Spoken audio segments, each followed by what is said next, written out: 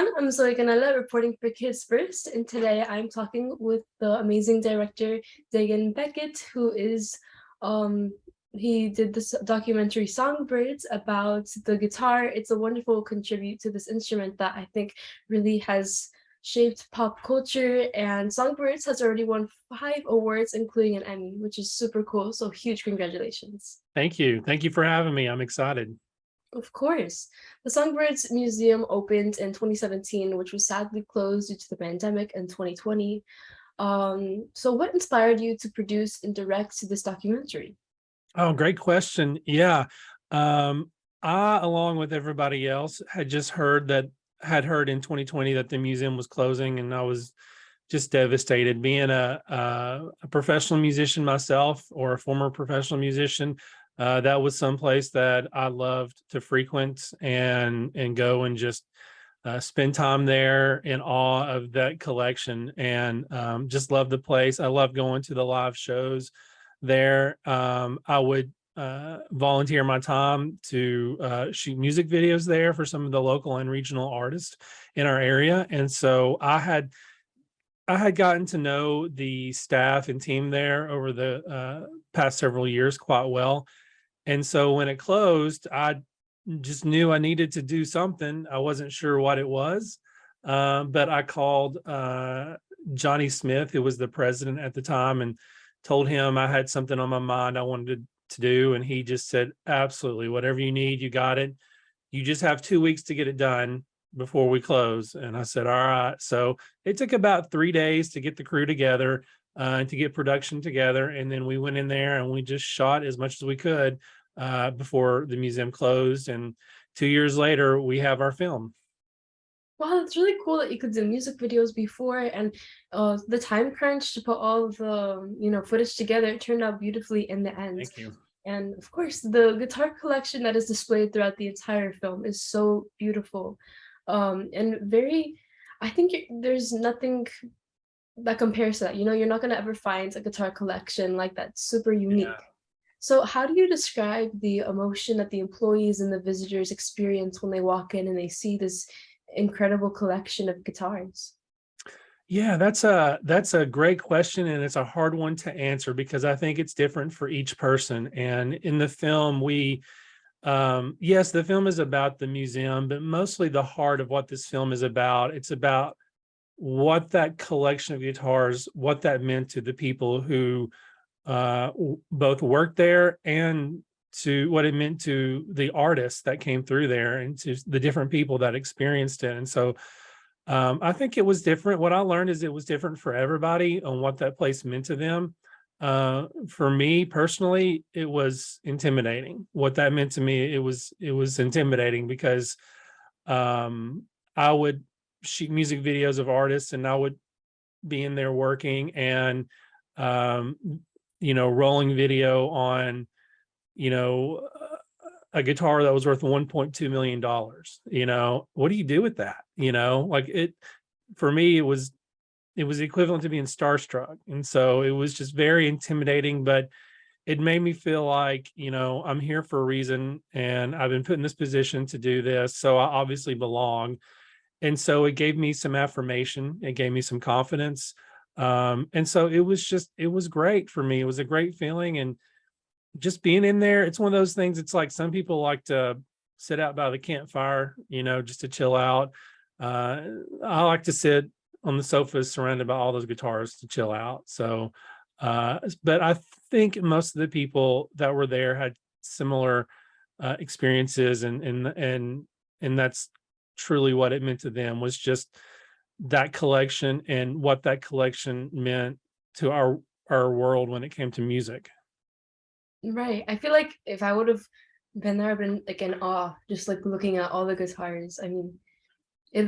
Just from watching the documentary, I was. So like being there in real life, I'm sure it's a whole other experience.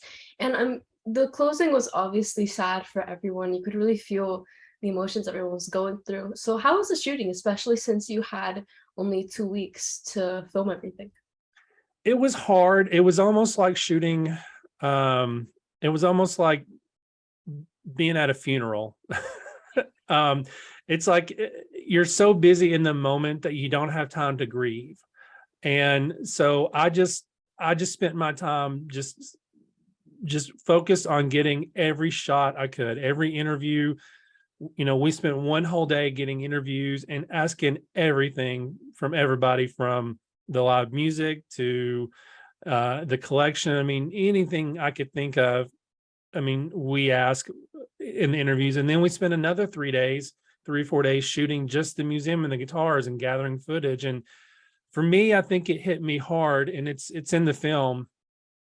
It's there's a shot near the end of the film where it goes to, it's the very last day, and it shows the staff leaving for the last time, and they're walking down the set of stairs, and they're closing this big door and locking it for the last time. And two of the people that were part of the management there give each other a hug. And for me, I was set up on the bottom of the steps filming that. And I had one chance to shoot this because you can't redo them leaving for the last time. And while I was recording, I could feel my bottom lip quivering because I was so upset that I was actually here filming this. I was honored that I was the one doing this, but at the same time, I was upset that I'm having to do this.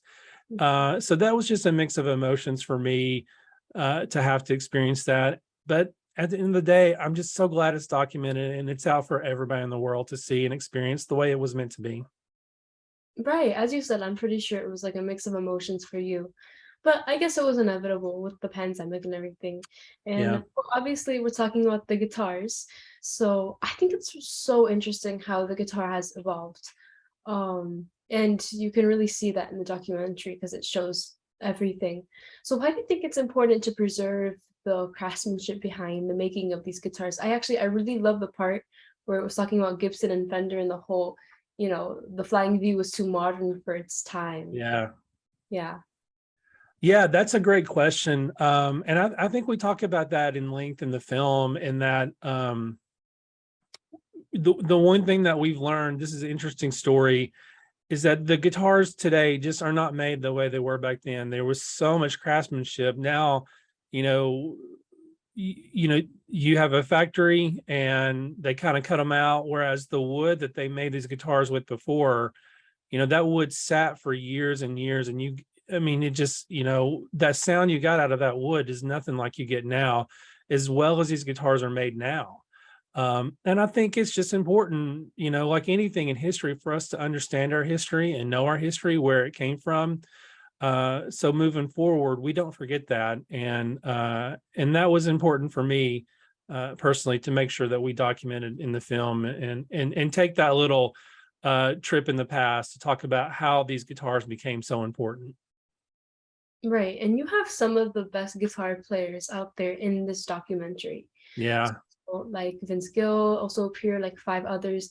How was it difficult to incorporate their participation, I guess, to put this all together, which I think it was like the perfect touch to have them really in the film? Yeah, that was, one of the highlights of the film was, traveling around and getting to meet some of these people. And what was cool about it is, they are just guitar geeks like the rest of us, or they were just normal human beings just geeking out over these instruments. And it was really great to be able to experience that and talk that with them as just normal human beings, and not as these big celebrities, that are bigger than life, and having them on camera geeking out over these guitars, I think just humanizes them a little bit more. So that was great to experience. Right. Well, thank you so much, Dagan, for talking with me. I really love the documentary. I would Thank for you so sure much. watch it again. And congrats on the Emmy. That's Thank huge. you. Thank you so much for having me. Of course. Thank you. All right, take care. I'm Zoe Canella. Thank you guys all so much for watching. It's such a pleasure talking to Dagan. If you like this interview as much as I did, make sure to give it a big thumbs up and check out some of our other Kids First reviewers and reporters on this channel. Bye, everyone. That's the history in the room, and I had to step up to meet the challenge of all those guitars.